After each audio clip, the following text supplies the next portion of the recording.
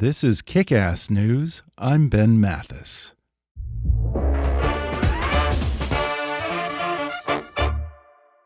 Feeling stuck in your job? Bank of America's The Academy for Consumer and Small Business helps you develop a long-term career path.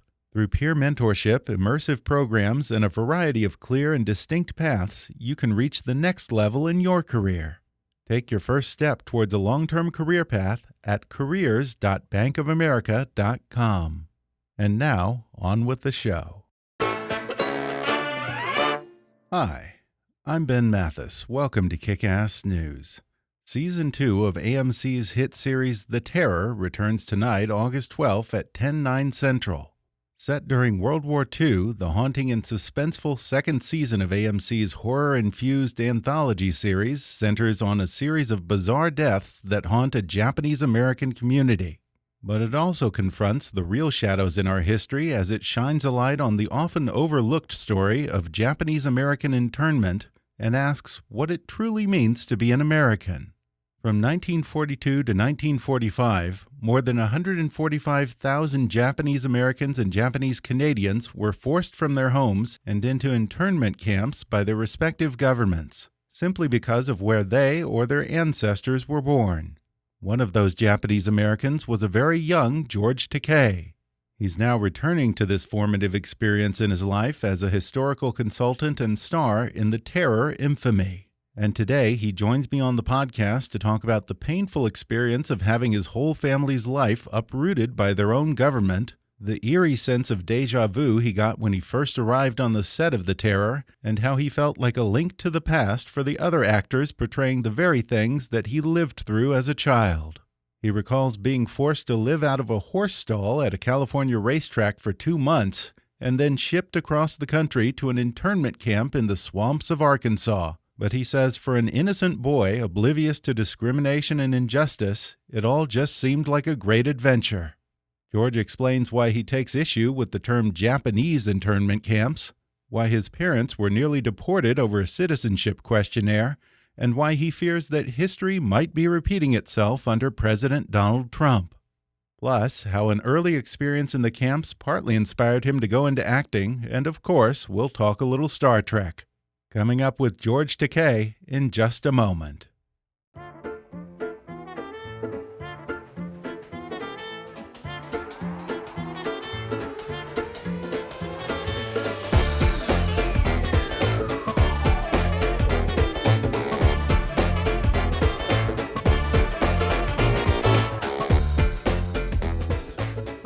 The legendary actor, author, producer, and activist George Takei is best known for his role as Mr. Sulu on Star Trek, but what many people might not know is that he spent much of his childhood in an internment camp for Japanese Americans during World War II. This formative moment in his life inspired him to publish a new graphic novel about his experience titled They Called Us Enemy, and now he stars in and serves as a consultant on AMC's second season of The Terror, which is set in an internment camp very much like the one he experienced as a boy. The Terror, Infamy, premieres August 12th on AMC. George Takei, thanks for joining me. Good to be talking with you.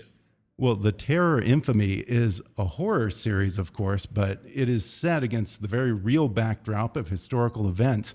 And your role as a consultant on this show isn't just a vanity thing. There are scenes that are straight out of your own childhood. You actually lived this, right? That's correct. When I was 5 years old, as a matter of fact, it was just a few weeks after my 5th birthday that my parents got me up very early one morning, together with my brother, a year younger, and my baby sister. They dressed us hurriedly, and my brother and I were told to wait in the living room. And so there we were, just gazing out the front window, when suddenly we saw 2 soldiers marching up our driveway, carrying rifles with shiny bayonets on them. They stomped up the front porch and with their fists began pounding on the door. Wow. It was terrifying. The vibration seemed to shake the whole house, the way I remember it. And my father came out of the bedroom where they were doing some last-minute packing, answered the door, and literally at gunpoint, we were ordered out of our home. my father gave my brother and me small packages to carry, and he hefted 2 heavy suitcases, and we followed him out and stood on the driveway waiting for my mother to come out. And when she came out, she had our baby sister in one arm, a huge duffel bag in the other, and tears were streaming down her cheek. And one of your experiences that does make it into the show is after that, I guess Japanese Americans in LA were rounded up and moved to this temporary facility. Where did they have you living? They took us from a 2-bedroom house on Garnet Street in Los Angeles to the stable area of the Santa Anita racetrack, where the horses were kept.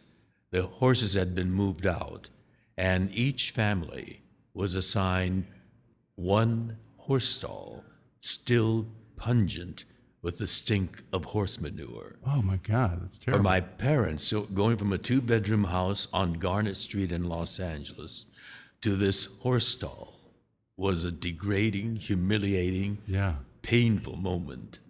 But for me, as a 5-year-old kid, I thought it was fun to sleep where the horses sleep. I could smell the horses. Yeah. And so in my book, they called us enemy. I tell 2 parallel stories. The adventure for this 5-year-old kid from Los Angeles, and running parallel to that was my parents' horrifying, harrowing experience. We were innocent American citizens. Yeah. My mother was born in Sacramento, California. My father was a San Franciscan. We were born in Los Angeles. We had absolutely nothing to do with Pearl Harbor, but with no charges, no trial, due process, the central pillar of our justice system, simply disappeared. Wow. And soldiers came and rounded us up, and we were temporarily there at Santa Anita. Ultimately, we were taken to a barbed wire concentration camp in the swamps of Arkansas. Barbed wire fence, sentry towers, guns aimed at us. Searchlights followed me when I made the night runs to the latrine. It was the definition of a concentration camp. But to 5-year-old me, I thought it was nice that they lit the way for me to pee. So these 2 contrasting parallel experiences. Yeah, there is this strange innocence to many of your childhood recollections of the camps. And it actually reminds me a lot of, I don't know if you remember this movie, the Italian movie Life is Beautiful with Roberto Benigni. And he's this father who gets sent to the concentration camps, and in order to shield his child from the horrors of the camps, he sort of makes a game out of it and plays make-believe with him. How did your dad frame this experience for you as just a 5 or 6-year-old boy at the time? He told us that we were on a long vacation in this place called Arkansas. And to me, Arkansas sounded exotic. It could have been Honolulu, which is a funny sound, you know. And it was different. I mean, there was a bayou right there, right outside the barbed wire fence, and some of that bayou was within the barbed wire fence. Trees grew out of water, and their roots snaked in and out. You could see the roots going in the water and then coming right back out and going back into the water. It was an exotic, fantastical place. But you were pretty much in a swamp, right? We were in the swamps. And when it rained, fun. The camp itself, which had been drained of the swamp, but when it rained, it turned into a swamp, the muck. And, you know, we had to make the trip to the mess hall 3 times a day, and God knows how often, to the latrine. Mm-hmm. And older people could not make that trek from their barrack to the mess hall. Their feet would sink into the muck, and they couldn't pull it out. So young men had to carry them on their backs and deliver them to the mess hall. But my father was elected block manager, the liaison between the camp command, and he organized young men, and they got scrap lumber left over from the construction of the the camp itself and built narrow boardwalks connecting all 10 barracks to the mess hall. Yeah, he was kind of a leader within the community there. He was. Yeah. And also, something of a advisor giving guidance. And he said, all these people were stressed out. Marriages were stressed. Yeah. And he had to serve as marriage counselors, where some people, became suicidal, depressed. And so he had to wear many, many different hats. Now, before we get too far into this, I want to point out that you take issue with this common use of the term Japanese internment camps. Absolutely. What does that phrase get wrong? Plain, simple English grammar tells you that Japanese internment camps would be run by the government of Japan.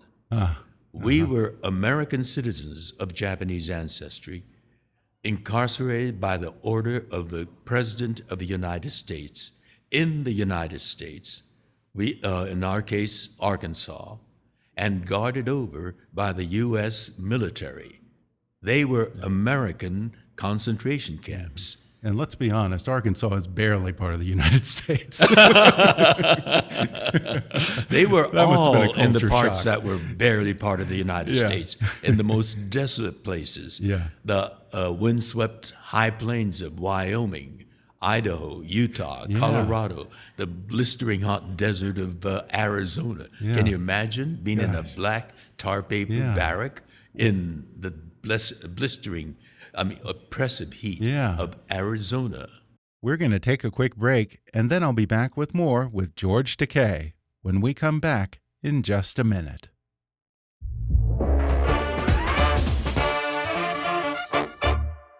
Today's episode is brought to you by Kronos.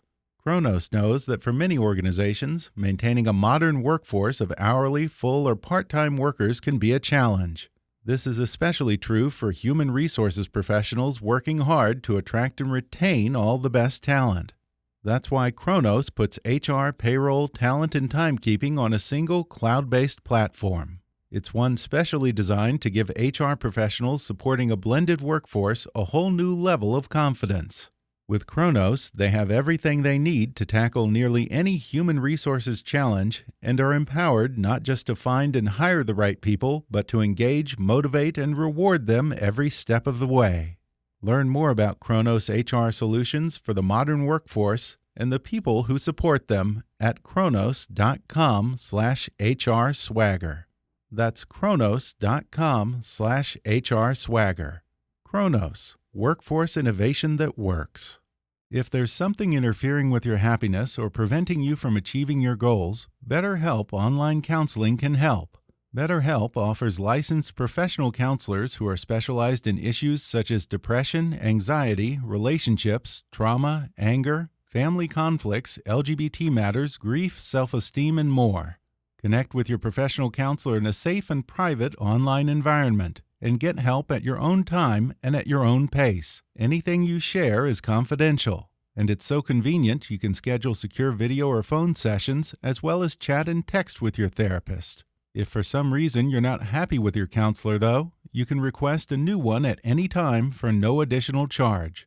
Best of all, it's a truly affordable option. Kick-Ass News listeners even get 10% off your first month with the discount code KICK. So why not get started today? Go to betterhelp.com/kick. Then simply fill out a questionnaire to help them assess your needs and get matched with a counselor you'll love. That's betterhelp.com/kick. And now, back to the show. Now, most people know Manzanar if they know any of the camps, but you were sent all the way from Los Angeles to Arkansas and then other places. Why did they send you so far away? It was all random. Oh, the really? whole thing made no sense at all. I mean, it's irrational. They categorize us as enemy aliens. We weren't the enemy. In fact, right after Pearl Harbor, young Japanese Americans, like many young Americans, rushed to their recruitment centers to volunteer to serve in the United States military. This was an act of patriotism, and they responded with a slap on the face. They categorized them as enemy alien. Absolutely crazy. I mean, they were patriots volunteering to possibly die for this country. And to call them the enemy made no sense at all. And equally senseless was to call us aliens. We were Right. born You were here. American citizens. Right. Yeah, yeah. And, it's interesting because in the show, it does get into that, how young men, even after they had been put through all this and been degraded like this, wanted to go and volunteer and prove their patriotism and go to war and die for this country. Well, again, the other craziness, the irrationality, they took everything from us and then they imprisoned us for a year.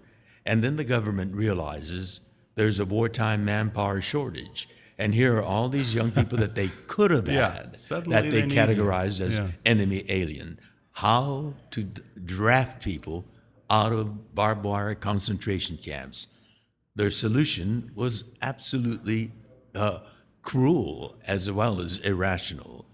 A loyalty questionnaire, demanding loyalty after they've punished you time and time, relentless series of outrages. And the loyalty questionnaire was put together by people that were literally ignorant and didn't know the English language.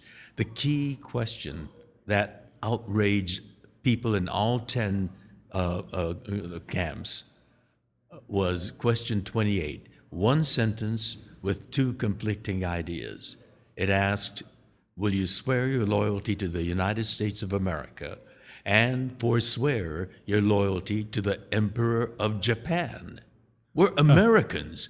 They presumed that we had an inborn genetic racial loyalty to the emperor. So if you answered no, meaning I don't have a loyalty to the Emperor of Japan, and then that no applied to the first part of the very same sentence. You can't forswear it then if you never had it. You can't win. Yeah. If you it's said, almost a trap. yes, I do swear my loyalty to the United States, then that yes applied to the second part meant you were confessing that you had been loyal to the emperor and now were prepared to forswear it. Yeah. It was no-win. A no-win question. Wow. And didn't your parents actually renounce their citizenship in order to protect the family? Well, I think almost got deported. Well, they answered no to that outrageous question. Right. And for that, they were categorized as disloyal.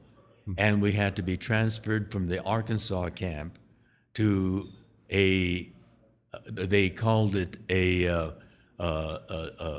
segregation camp for disloyals in Northern California by the Oregon border, a camp called Tule Lake, which became notorious. Many of the young men, some of who had actually volunteered to serve right after Pearl Harbor, became radicalized by all this stupid goading by the government. And they became fanatically pro-Japan. Really? So you weren't enemies before, but then they made them enemies. Made the government made them, and they said, "You're going to consider us enemies. By God, we'll show you what kind of enemy we can be." And I remember waking up in the mornings, listening to these radicals exercise, jogging around the block. Preparing themselves physically to rise up when Japan landed on continental United States. That cadence was a Japanese cadence. Washoi, washoi, washoi. And I heard that in the morning as they jogged. And then when they finished their jog, they would all gather around and shout, "Banzai, banzai." They were really radicalized. I'll bet that spooked the guards. Oh my goodness! The jeeps came roaring in, but the guys would scatter back into the barracks. But then the camp command tried to find the leaders of this radical group, and they would stage midnight raids. They would raid the barracks and drag out young men. More often than not, they made mistakes. They took the wrong people. And so, the segregation camp became turbulent with all this radical activity. And Congress got sick and tired of that. And they said, all right, You want to be Japanese? All right, we will let you be Japanese. And they passed the Denaturalization Act, which made it possible for American citizens to renounce their citizenship during wartime in a barbed wire prison camp, a concentration camp. It was the most unconstitutional act, but and these radicals renounced their citizenship. But most of the people in camp was those just outraged by the loyalty questionnaire, and so they did not renounce. But because only a few people renounced, Congress decided, all right, we'll show you. We're going to close down Tule Lake. We're going to let you all out. This in 1944, when the war was still going on. Yeah, and a lot of people were not very open-minded and probably really angry and maybe even violent. And there were rednecks that were taking pot shots at white people coming, driving out to the internment camps to visit us. Wow. And so the irony was the barbed wire fence that confined us also became the barbed wire fence that protected us from these wild rednecks with rifles. We were terrorized. My parents, they had 3 children, and we're going to be let out into a country full of hate, and as we had radicals in the camp, we had white radicals, the white supremacists with their rifles taking pot shots at white people that sympathized with us. What's going to happen to us? It was a horrifying situation, and my mother, in order to protect the family, to keep Tule Lake operating as a camp, which would have protected us, ironically, as well. And so the government goaded my mother into renouncing her American citizenship, which kept the camp operating. But when the war ended, my mother's name was on a list of the first ship that was carrying the deportees to Japan.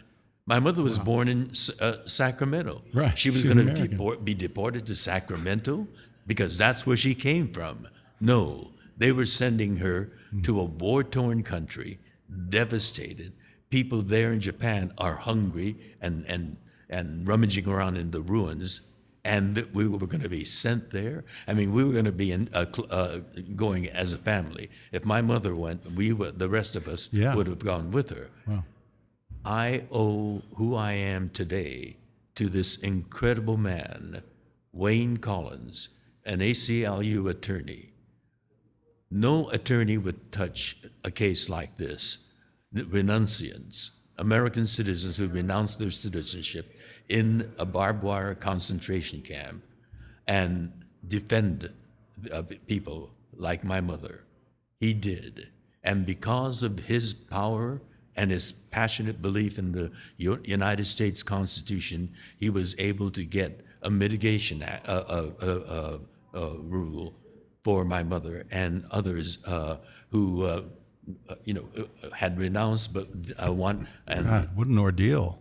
And her name was taken off that list, and we were able to stay in the United States. And Wayne Collins eventually restored my mother's citizenship. Wow, it what was a guy. harrowing experience. Yeah.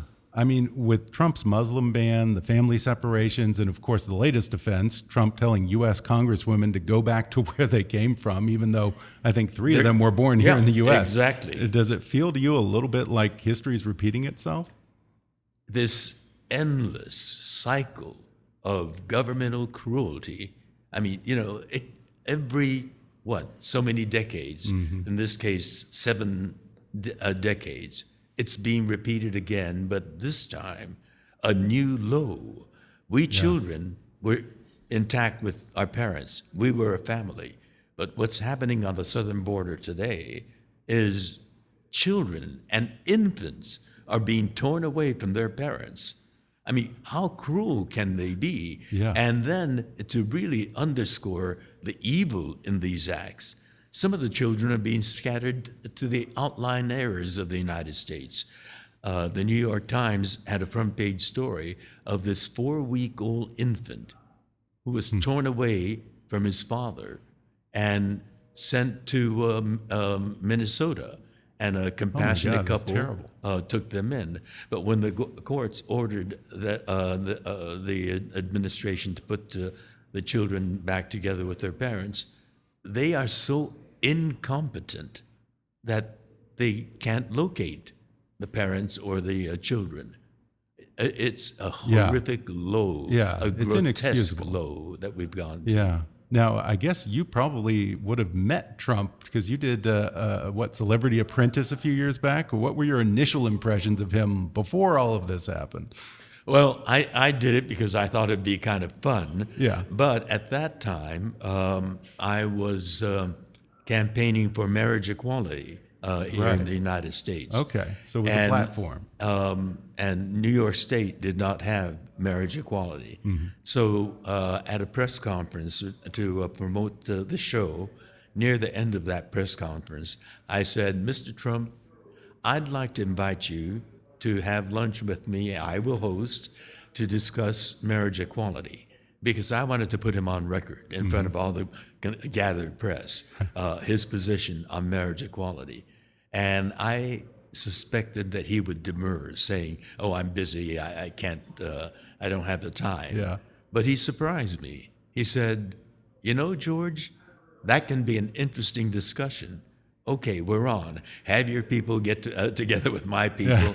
And that conversation went on and on for about 4 months. But we finally got together. Oh, you did? Yes, Oh, that we surprises did. me. We met at Trump Grill in Trump Tower. And I said to him, Mr. Trump, you're a businessman. If New York State had marriage equality, you would profit from it. People would love That's a good argument to make, get yeah. married in New York. Gays and lesbians from all over the country and all over the New York State Yeah, would that's come a to lot New of York hotel City, and catering business there. stay in your hotel, eat in your restaurants, get married in your banquet rooms. You would have a land office business because you own all these hotels and restaurants. And he said, yeah, I would, but I believe in traditional marriage. I had to bite my tongue. Yeah. Traditional Three marriage. of them. He was on his third marriage, and he was famously unfaithful through all 3 of them. And he's talking about traditional marriage. Yeah. I said, you know, Mr. Trump, I believe in traditional marriage too. Traditional marriage is where 2 people who love each other deeply, and commit to each other faithfully for life, through thickness, through thick and thin, in sickness or in health. And we want that kind of security. If something should happen to my spouse, I would like to visit him in the hospital. Sure. And you can't unless you're married, so we want that kind of security. We believe in traditional marriage. He said, well, I believe in my traditional marriage, man and a woman. And we went back and forth, and we finally agreed to disagree. That was it, huh? Yeah, I mean, I feel for you because, I mean, one way or another, you've been getting discriminated against your whole life. What was it like to be on the set of The Terror? Did you get a sense of déjà vu? Was it emotional at times for you? They did an amazing job of recreating the actual reality of the internment camps. I mean, I experienced it as an innocent child, but the barracks are exactly the way I remembered it. Wow.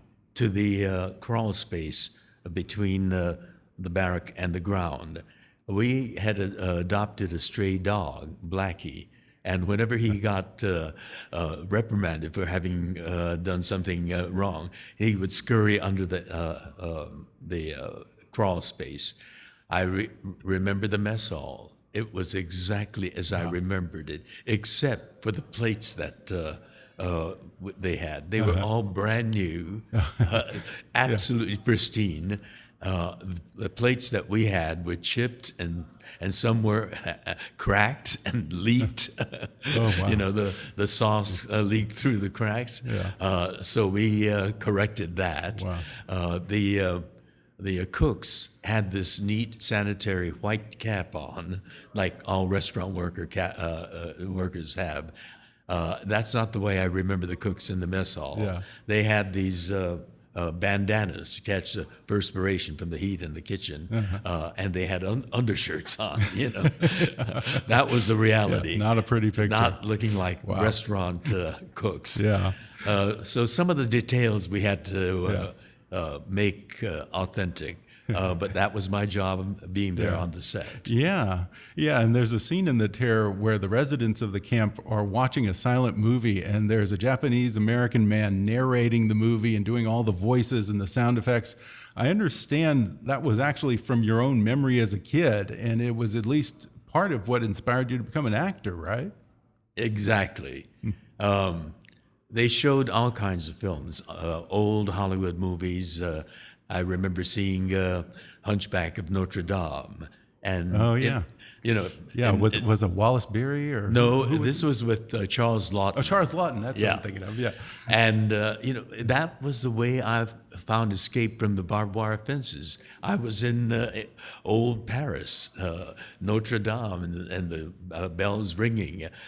So that was there, but sometimes they had old Japanese samurai movies, and somehow the voice track was lost, and so these the narrator with his assistant, with all the sound effects like coconut shells to make the sound of horses clopping and cymbals. Wow, whole Foley team there, the whole all in one. Two people, a man and a young man. Oh, that's crazy. And the older man did all the voices. The voice of the shogun, and the samurai would say, "Ah, kashikomarimashita," and the princess would say, You're pretty good at this. And he did all the many voices. One man. Oh, wow. I thought he was magical. And I said to my father, that man is an artist. He said, yes, Wow. they're considered artists in Japan. Oh, man. They're called benshi. And that memory still lingered with me. And I shared that with Alex Wu, and there it was in the script. Wow, that's incredible. Well, it's been so much fun talking with you, George. Just real quick as we wrap up here, I just have to ask, be straight with me, or maybe that's a bad choice of words. Be honest with me, George. I know that you just got back from Comic-Con and you do a lot of Star Trek fan events all throughout the year. What's the most annoying thing about Trekkies? Trekkies? Yes. I love Trekkies because they're the ones that made it possible for me to be talking with you like this. Right. They amplified my voice, and I'm an activist, and I would be doing the same thing, but not with access to your mic or to being in a film like the Terror, Infamy, retelling my story.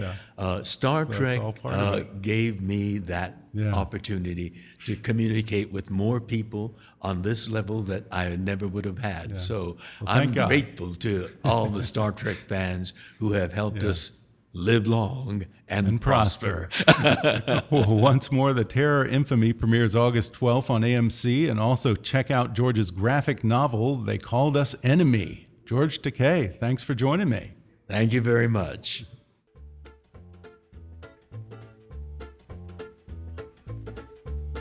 Thanks again to George Takei for joining me on the show. The season premiere of The Terror Infamy airs tonight, Monday, August 12th at 9/8 Central on AMC. Visit amc.com for more information. Also, order George Takei's wonderful new graphic novel, They Called Us Enemy, on Amazon or wherever books are sold, and he's a great follow on Twitter at George Takei. Whatever struggles you're facing, from depression and anxiety to trauma and grief, BetterHelp can connect you with a professional counselor in a safe and private online environment. It's so convenient you can schedule secure video and phone sessions as well as chat and text with your therapist. And anything you share is completely confidential. Best of all, it's a truly affordable option. Our listeners even get 10% off your first month with the discount code KICK. So why not get started? Simply go to betterhelp.com/kick and fill out a questionnaire to get matched with a counselor you'll love today. Be sure to subscribe to Kick-Ass News on Apple Podcasts if you haven't already. And if you like what you're hearing, then rate and review us while you're there. 5-star reviews are the easiest way for new listeners to find us. Don't forget to like us on Facebook and follow us on Twitter at @KickassNewsPod. And feel free to email me with your thoughts, questions, and suggestions at comments@kickassnews.com. Until next time, I'm Ben Mathis, and thanks for listening to Kick-Ass News.